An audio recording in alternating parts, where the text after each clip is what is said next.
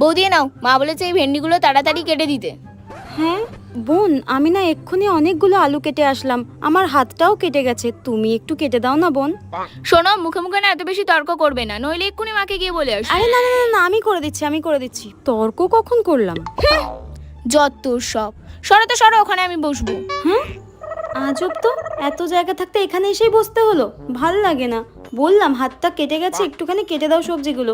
না, তুমি কাটো, নইলে মাকে বলে দেবো তার কাটা একটা। এই কুচুটে শাশুড়ি আর এই বদমাস ননদটা আমার জীবনটা শেষ করে দিল, আর ভাল লাগে না, শাকচুন্নি একটা। দূর